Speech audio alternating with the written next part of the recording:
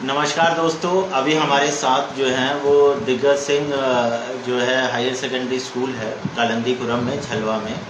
और इस स्कूल को जो मैंने जाना है वो ऐसे जाना कि फेसबुक यूज़ करते हुए इस स्कूल के बहुत सारे फंक्शंस की फ़ोटो आ रही थी और फ़ोटो कहीं ना कहीं मुझे आकर्षित कर रहे थे कि कुछ क्रिएटिव यहाँ हो रहा है और जहाँ पर भी क्रिएटिव कुछ हो रहा होता है और बच्चों के लिए कुछ बेनिफिशियल हो रहा होता है, क्योंकि अगर आज बच्चे जो है वो कुछ अच्छा सीखेंगे तो कल को समाज में अच्छे नागरिक तैयार होंगे। तो वही चीज़ जो है मुझे कहीं ना कहीं खींच रही थी कि मुझे इस स्कूल को कवर करना चाहिए। तो उसी के लिए जो है मैं यहाँ आया हुआ हूँ और यहाँ पर मेरी मुलाकात इस स्कूल के डायरेक्टर साहब से और प्रिंसिपल साहब से हुई। तो हमारे पास जो बैठे हुए हैं वो इस स्कूल के प्रिंसिपल साहब हैं और आगे की वार्तालाप में मैं उन्हीं से ज़्यादा सुनना चाहूँगा और बोलना कम चाहूँगा। तो सर, पहले तो मैं आपका शुभ नाम जानना चाहूँगा। मेरा नाम मक्खनलाल मौर्य और प्रॉपरली मैं कौशाम्बी का रहने वाला हूँ, लेकिन मैं यहीं पर 13 जुलाई 1987 से इसी विद्यालय में कार्यरत हूँ और बकायदा प्रधानाचार्य के तौर पर अपने दायित्व को निभा रहा हूँ। तो सर, हम ये भी जानना चाहेंगे कि मतलब आपको कौन सी चीज़ ने प्रेरित किया कि आप शिक्षा के क्षेत्र में आए? जब मैं प्रारंभ में यहाँ पर आया तो उस समय मैं यहाँ पर प्रारंभ में इस उद्देश्य से लगा कि यहीं पर रह करके कंपटीशन करूँगा, और चूँकि गांव से बिलोंग करता था इसलिए गांव में बहुत उस समय जो पिताजी किसान थे तो उसके तहत ये रहा कि यहाँ पर रह करके एक मीटिंग यहाँ पर शिक्षा का भी कार्य करो, बच्चे में शिक्षण कार्य करो और अपनी भी आगे चल करके कुछ तैयारी करो जिससे भी सही प्रकार से आगे अच्छा कार्य अपना भी हो सके। और फिर उसके बाद मैं लगातार यहीं पर लगा रहा, बहुत बार प्रयास किया अन्य जगहों पर, लेकिन थोड़े थोड़े में नहीं पहुंच पाया। तो फिर मैंने सोचा कि जब यहीं पर हूँ तो कम से कम यहीं कुछ न कुछ बच्चों को करूँ अच्छे तरीके से, और सारा कुछ आज उसका प्रतिफल बच्चों के लिए बहुत अच्छा है इस एरिया में। और हर प्रकार से जो शिक्षा का मेन उद्देश्य है बच्चों के लिए कि अच्छी शिक्षा उनको दी जाए और गुणवत्तापूर्ण शिक्षा दी जाए। क्योंकि जिस समय मैं यहाँ पर आया उस समय यहाँ की जो स्ट्रेंथ थी वो बहुत कम थी, और मैं जब आया तो लोगों के बीच में, चूँकि ये बहुत पिछड़ा एरिया था, मैं लोगों के बीच में बराबर जो हमारे गार्जियंस थे उनके पास जाता रहा और बच्चों की बराबर अपने पास रख कर के और घर में उनकी मॉनिटरिंग करके मैं महीने में कम से कम जो भी बच्चे मेरे इस संस्थान में अध्ययन के लिए आते थे तो मैं उनके घर अवश्य जाता था। और फिर इस तरह से अभिभावकों में इतना विश्वास जगा मुझ पर कि वो यहाँ पर एक अपनी अलग फेम लोगों में पहुँची कि ये अच्छा कर रहे हैं, और फिर जागरूक लोग हुए और दिन प्रतिदिन यहाँ की संख्या बढ़ती चली गई। तो सर, मैं जानना चाहूँगा कि आपने करीबन 30-35 साल इस स्कूल को दिए हैं, क्या ये सही है? हाँ, 13 जुलाई 1987 से मैं यहाँ पर हूँ। हाँ, तो करीबन जो है कितना हो गया, 35 साल लगभग। हाँ, ये 35वां चल रहा है। तो 35 साल लोग 2-3 साल एक स्कूल में काम कर लेते हैं तो बोर लगने लगता है उनको कि क्या है, हर चीज़ तो जान ही रहे हैं, जो पैटर्न है सुबह से लेकर के दोपहर तक का 7 से 2 का। तो आप उबे नहीं कभी एक ही स्कूल में इतने वर्ष देने पर? मैंने ये समझा कि अगर हम एक जगह पर रहकर अगर इस कार्य को करेंगे तो हम ज़्यादा व्यवस्थित तरीके से कर पाएंगे। अगर हम कुछ जगह बार बार जगह बदलेंगे तो न तो हमें सम्मान मिल पाएगा और न हम अपना कार्य अच्छे प्रकार से कर पाएंगे। आज जो सम्मान मुझे मिला है कि मैं जो हमारे यहाँ गवर्नमेंट कॉलेज के तमाम सब लोग हैं अच्छा से वेतन पाते हैं। हम लोग तो प्राइवेट विद्यालय के हैं और कठिन मेहनत करते हैं, लेकिन मुझे जो गौरव 2 बार प्राप्त करने को मिला। मैंने अपनी मेहनत से एक बार 2012 में, उसके पहले 11 में ही मैंने प्रयास किया था कि मेरे यहाँ के बच्चे मेरिट लिस्ट में आए, लेकिन मेरे यहाँ 2 बच्चे पढ़ते थे जो काफ़ी थे। मैंने प्रयास किया कि वो आए, लेकिन चूँकि सारे सब्जेक्ट में उनके 95 ऐसे करके अंक आए, लेकिन ड्राइंग में उनके मार्क्स कम आए। तो 65 और 63 में दोनों ऋषभ टंडन और बंदिता टंडन पढ़ते थे, तो उनके मार्क्स कम आए। तो हमने सोचा कि थोड़ा सा जो हमारी कमी रह गई है और हमको वहाँ तक पहुँचना है, और हर बार भी अभी प्रयास करते हैं। तो 2012 में हम जिले लेवल पर आए, डिस्ट्रिक्ट पर, और 2013 में हमने यूपी की जो टॉप 10 की लिस्ट थी उसमें छू लिया। हमारे विद्यालय की 2 बच्चियाँ, दीपांजलि मौर्य और श्रेया श्रीवास्तव, जो तीसरे और छठे स्थान को प्राप्त किए। सबसे बड़ा जो हमारा जो आप कहें कि इस स्थान से उस स्थान को आप दूसरे विद्यालय नहीं चेंज किया, आप उबे नहीं। अगर हम उब जाते तो शायद ये उपलब्धि हमें ना मिलती, और जो लोग स्थान चेंज किए पैसे जरूर पाए होंगे, लेकिन ये सम्मान उनको नहीं मिला है और हमें मिला। मैं अपने को गौरवान्वित समझता हूँ। तो जैसे यहाँ और भी स्कूल हैं, जैसे जीनियस पब्लिक स्कूल है, आपका केदारनाथ पब्लिक स्कूल है, और जो है आपका खेलगांव स्कूल है, और यहाँ महर्षि विद्या मंदिर करके स्कूल है। तो इसमें आप लोग मतलब अपनी जगह कैसे बना पाते हैं, या उनसे किस तरीके से अपने को अलग स्टैंड कर पाते हैं? हम अपने पूरी जो हमारी शिक्षा व्यवस्था होती है, हम पूरे वर्ष का एक कैलेंडर बनाते हैं, और कैलेंडर के तहत सारी चीज़ें मेंटेन करने का प्रयास करते हैं कि हर चीज़ समय से हो। और वो लगभग अगर आपदाएं ना आए तो सारी जो हमारा कैलेंडर है, सब चीज़ें कैलेंडर के हिसाब से मेंटेन हो जाती हैं।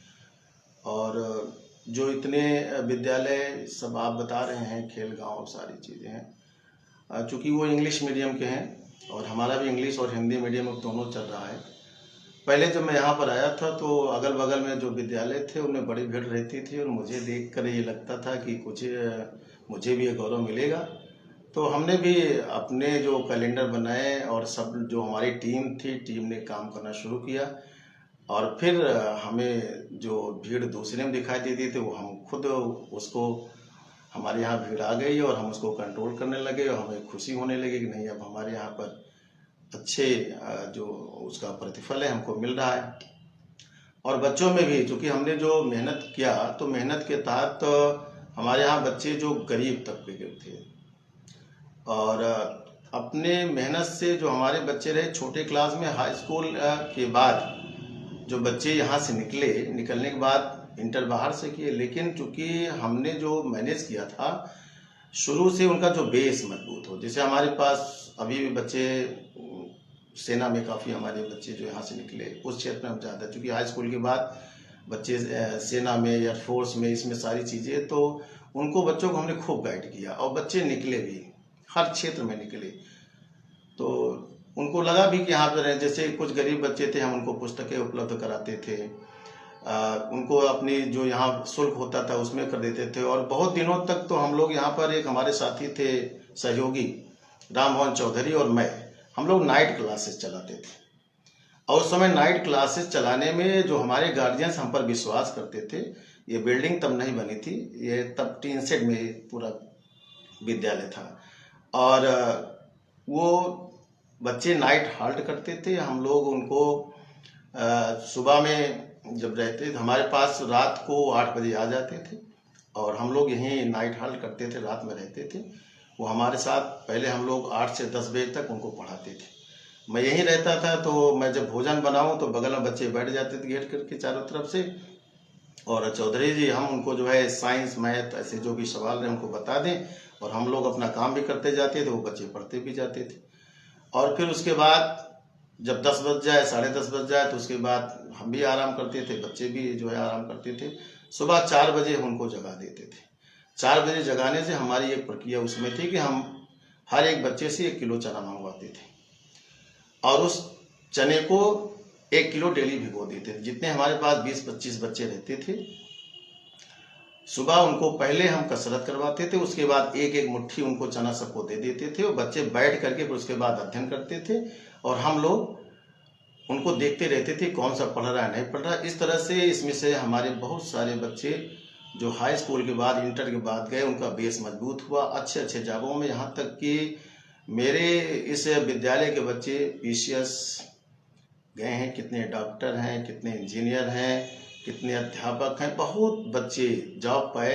आज सबसे बड़ी ये उपलब्धि है और यही जो है विद्यालय को बढ़ाने में सबसे बड़ा जो है सारा सहयोग जो हमारे आदरणीय प्रबंधक जी रहते थे वो भी सब प्रदान करते थे और गार्जियंस का रहता था, चूँकि गार्जियन हम पर विश्वास करते थे। आज के ज़माने में जो हम देख रहे हैं गार्जियंस टीचर्स पर थोड़ा सा विश्वास कम करते हैं, क्योंकि रात का समय है, बच्चा कैसे रहेगा, कहाँ सोएगा, किस प्रकार से रहेगा, अध्यापक उनके साथ कैसा बिहेव करेंगे, बहुत सारी चीज़ गार्जियन सोचते हैं। लेकिन उस समय के गार्जियंस हम पर विश्वास करते थे। आज उनके बच्चे सब अच्छी जगह पर लग गए हैं और अपने कार्य में लग गए। तो मैं ये जानना चाहूँगा कि इस स्कूल का भविष्य आप क्या देख रहे हैं, मतलब अगला जो टारगेट है इस स्कूल के लिए आपने क्या देखा है या क्या सोचा? हमने सोचा कि जो बच्चे हैं और जैसे पहले था वो स्थिति से आज बहुत परिवर्तन आ गया है और हम और मेहनत करें कि जैसे स्कूल में बच्चे जो हमारे और अच्छी जगह निकले जाएं, हर एक बच्चा प्रयास करे, अध्यापक भी प्रयास करे, जो टीम वर्क में काम करें, सभी लोग आगे बढ़ें। विद्यालय तो निरंतर बढ़ ही रहा है, क्योंकि आदरणीय प्रबंधक जी का, डायरेक्टर जी का सबका सहयोग मिल रहा है हमेशा और हम लोगों को ये प्रयास रहता है विद्यालय तो बढ़ ही रहा है, साथ में जो बच्चे हैं वो बढ़े। मेन उद्देश्य बच्चों का है, विद्यालय बच्चों को कैसे संजोकर उनको आगे, अगर बच्चे आगे जाएंगे तभी विद्यालय बढ़ेगा, बच्चे आगे नहीं बढ़ेंगे तो नहीं हो पाएगा। तो ये एक विश्वास हमें गार्जियंस में ये देना है कि नहीं हम अच्छा कर रहे हैं, गार्जियंस को विश्वास हो कि नहीं ये अच्छा कर रहे हैं तो निश्चित रूप से विद्यालय आगे जाएगा। आपके यहाँ जो टीचर्स हैं उनके वेलफेयर के लिए क्या करते हैं आप लोग? अब उनके वेलफेयर के लिए हम लोग जो शुल्क होता है विद्यालय से आता है उसी में से उनको हम लोग व्यवस्थित करते हैं। नहीं, मतलब जैसे बच्चों के लिए कंपटीशन होता है तो वैसे बेस्ट टीचर का कंपटीशन सालाना या मंथली कुछ होता है आप लोगों के यहाँ मोटिवेट करने के लिए? हाँ, हमारे लिए होता है। हम आदरणीय प्रबंधक जी के द्वारा जो हमारे शुल्क आते हैं उसी में से कुछ मैनेज किया जाता है और हम जो जैसे हाउस में हमने अनाउंसमेंट कर रखा है कि जो हाउस में सबसे अच्छा बच्चा काम करेगा, जो हमारे टीचर सबसे अच्छे काम करेंगे, तो जो हमारा एनुअल फंक्शन होता है हम उनमें सबको पुरस्कृत करते हैं। तो हमारे टीचर में एक प्रतिस्पर्धा होती है कि नहीं हम इस बार का पुरस्कार लें और अच्छा कार्य करें। तो मैं देखिए किसी को कंपेयर नहीं करना चाहिए, लेकिन फिर भी जो है अगर कंपेयर नहीं करेंगे तो और बेस्ट का नाम नहीं लेंगे तो फिर लोग बेस्ट बनना भी नहीं चाहेंगे। तो मैं आपसे जानना चाहूँगा कि आपके स्कूल के अगर बेस्ट टीचर का मैं नाम पूछूं, ऑलराउंड अगर बेस्ट टीचर कौन है तो किसका नाम लेना चाहेंगे? अगर चूँकि हम लोग वर्ष का निकालते हैं, अगर पूरा हम कंपैरिजन करें जो हमारे साथ में अभी फिलहाल हमारे यहाँ सोनाली मजूमदार हैं जो हर क्षेत्र में बच्चों के साथ कार्य करती हैं, चाहे वो एक्टिविटीज़ हो या जो भी क्षेत्र है इसका, आपका गेम्स का हो या म्यूज़िक का हो, सब क्षेत्र में वो आगे रहती हैं और समय का विशेष ध्यान रखती हैं। हर चीज़ समय से जो हम या मैनेजमेंट की तरफ से जो उनको दिशा निर्देश होता है वो हर प्रकार से हमेशा करने के लिए तैयार रहती हैं। और जेंट्स टीचरों में सबसे ज़्यादा मतलब बेस्ट कौन लगता है आपको? जेंट्स टीचरों में तो सभी लोग हैं, वैसे जेंट्स ज़्यादा एक्टिव नहीं रहते हैं, कुल मिलाकर की बात ये करें। नहीं भी रहते हैं तो अंधों में भी काना राजा होता है। तो हमारे जो में कहावत नहीं है, तो हमारे में देखिए शिवाकांत मिश्र हैं, वो बराबर लगे रहते हैं और बच्चों के साथ हमेशा करते रहते हैं, सहयोग करते रहते हैं हर प्रकार से। वो भी हमारे यहाँ पर लगभग 18 वर्ष से शिवाकांत सर कर रहे हैं, तो उनका भी एक अच्छा परफॉर्मेंस बच्चों के प्रति, स्कूल के प्रति ये रहता है कि बेस्ट टीचर में वो बढ़िया करते हैं। तो आपके यहाँ पीटी पीरियड होता है या गेम्स पीरियड होता है? हमारे यहाँ पीरियड हम लोग सप्ताह में 3 दिन चलाते हैं गेम्स का, उसमें से कराते हैं बच्चों को। वैसे अभी जब ठंडक का सीज़न होगा तो चूँकि जो पीटी का पीरियड होता है पर डे, जैसे ठंड शुरू होगी पर डे मैं स्वयं कराता हूँ, गेम्स का जो भी पीटी रहती है स्वयं। तो गेम्स पीरियड में कौन कौन से खेल आपके यहाँ होते हैं? अब गेम्स के यहाँ पर चूंकि मौसम के अनुसार होते हैं, जैसे अब बच्चे चूंकि ग्राउंड अपना छोटा है, बहुत बड़ा नहीं, शहर के हिसाब से तो हम लोग क्रिकेट भी खिलवा देते हैं, टेनिस का भी करवा देते हैं, फुटबॉल भी करवा देते हैं, और भी जो छोटे छोटे गेम्स हैं, कबड्डी का करवा दिए कभी कभी। तो इस तरह से ये सब होते रहते हैं, खो खो का करवा देते हैं, ये सारे गेम्स हम करवाते रहते हैं। और मतलब हर साल लगभग कितने औसतन कितने नए टीचर आप लोग रखते हैं? वैसे हमारी जो ये सोच रहती है कि हम अध्यापक न बदलें, लेकिन चूंकि कुछ लोग कहीं न कहीं जाते हैं तो बस दो तीन ऐसे करके जाते हैं। चूंकि कोरोना काल में थोड़ा सा डिस्टर्बेंस हुआ है, तो कुछ लोग बीच में जैसे रहे कहीं चले गए। तो इसके पहले हम ज़्यादा हमारे यहाँ पुराने टीचर्स हैं, और वो जो पुराने टीचर्स हैं तो हमें एक विश्वास रहता है कि हमारे टीचर्स हैं, हम लोग अच्छे काम करते हैं, तो उनको हटाते नहीं बार बार। जैसे हम लोग पैसे के लिए, पेमेंट के लिए अभी इनको हटा देंगे तो इनको कम पेमेंट नहीं आएंगे, कम पेमेंट देंगे। हमारे यहाँ ऐसा नहीं। मैं स्वयं ये 35वां वर्ष मेरा चल रहा है। सोनाली मजूमदार का मेरे यहाँ लगभग 20-25 वर्ष हो गए। तो मतलब मिड सेशन में आप किसी को नहीं रखते टीचर को? हम जो पहले से ही हम अपना टारगेट तय कर लेते हैं कि इतने में इतने टीचर्स हमारे अच्छे प्रकार से काम कर लेंगे, और वो पूरा जाते हैं। बीच में जैसे हम वैसे भी अनमेरिड नहीं रखते हैं, क्योंकि मेरिट और लोकल में यहाँ पर जो लोग रहते हैं हम उसको ज़्यादा प्रेफरेंस देते हैं। इसलिए तो अब मैं यहाँ आपको थोड़ा टोकना चाहूँगा, ये मैरिड को नहीं, अनमैरिड को नहीं रखते हैं, ऐसा भेदभाव इसलिए है कि मैरिड जो रहते हैं वो हमारे टिकाऊ रहते हैं। जो अनमैरिड रहते हैं वो जैसे रहते हैं लोग, लेकिन चंचल स्वभाव के नहीं, वो जैसे मान लिया हमारे यहाँ रह गए तो थोड़ा समय में 1 साल 2 साल नहीं, फिर वो बदल गए, फिर हमको किसी दूसरे को ट्रेन करना पड़ता है। तो जो मैरिड, अब जो बच्चियां हैं हमारे यहाँ मैरिड होके आ गई यंग एज में, हमने उनको ट्रेंड कर दिया, वो हमारे लिए बहुत लंबे समय तक चलती हैं। एक्चुअली क्या होता है कि जो अनमैरिड होते हैं वो थोड़ा धैर्य कम रहता है, और चंचल स्वभाव इसलिए कह रहा हूँ क्योंकि वो अपने लिए और बेहतर से बेहतर एवेन्यूज जो है वो तलाशते रहते हैं, मौके। तो और जो मैरिड हो जाते हैं तो वो जीवन में स्थिरता चाहते हैं, ज़्यादा बदलाव नहीं चाहते, मतलब एक जगह स्टेबल लाइफ चाहते हैं। तो ये भी कई बार कारण होता है कि जैसे ये लोग टीचरों को रखते रखते एक अनुभव आ जाता है कि मैरिड वाला जो है स्टेबिलिटी खोजेगा और अनमैरिड वाला नए ऑप्शंस जो है हमेशा तलाशता रहेगा। ये मुख्य रूप से देखा गया है, तो क्योंकि ग्राउंड पे भी हम लोग इस चीज़ को महसूस करते हैं। तो ये जो 10th का इस बार का टॉपर कौन था सर आपका? बच्चे का नाम क्या था? भूमि अग्रहरी। अच्छा, कितने % आए थे उनके? 91 पॉइंट कुछ है। अच्छा, 10th में 91% के साथ भूमि अग्रहरी जो है आई थी। तो भूमि जी, अगर आप इस इंटरव्यू को सुन रही हैं तो बहुत बहुत बधाई हो, और आपके माता पिता को भी बहुत बहुत शुभकामनाएं हो प्रयागराज भारत न्यूज़ की तरफ से। इसी तरह आप जीवन में आगे बढ़ते जाइए। आपके टीचरों का, प्रयागराज वासियों का, और बाकी आपके जितने भी साथ के छात्र छात्राएं हैं सभी का जो है शुभकामनाएं आपके साथ हैं कि आप प्रयागराज का नाम रोशन करें। तो मैं एक और चीज़ जानना चाहूँगा, क्या इंटर स्कूल कंपटीशन कराते हैं आप लोग? दूसरे स्कूलों से भी कंपटीशन कोई अभी शुरू किया है या भविष्य में करेंगे?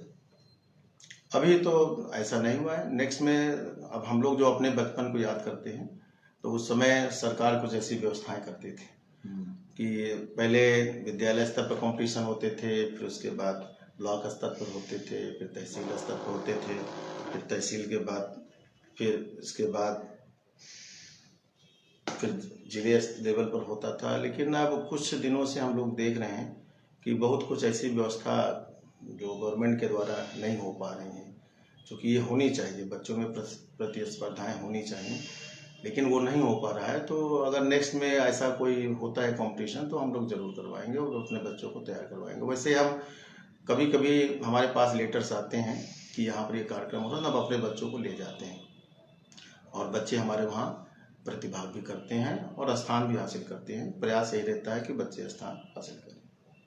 तो आपने अपनी बातें जो हैं वो बखूबी रखी, और जितने भी प्रश्न पूछे गए थे ये लाइव चल रहा है, अगर आप देखें तो ये लाइव वीडियो है, और इसमें कोई भी चीज़ जो है हम एडिट नहीं कर सकते हैं, लाइव ही आ रहा है। तो इसमें कोई भी ऐसा नहीं है, ना उन्हें मालूम था कि मैं क्या पूछने वाला हूँ, ना मुझे मालूम था कि वो जवाब क्या देने वाले हैं। तो जो भी आपके सामने जो है वो लाइव ही है। तो इतनी अच्छी तरह से बातें को रखा, और 35 वर्ष शिक्षा को देना शिक्षा के क्षेत्र में देना ये छोटी मोटी बात नहीं है। बच्चे हैं, छोटे हैं, हर तरह के होते हैं, कुछ ओबीडियंट बहुत ज़्यादा होते हैं, कुछ डिसोबीडियंट भी होते हैं, कुछ नटखट होते हैं तो कुछ सौम्य भी होते हैं।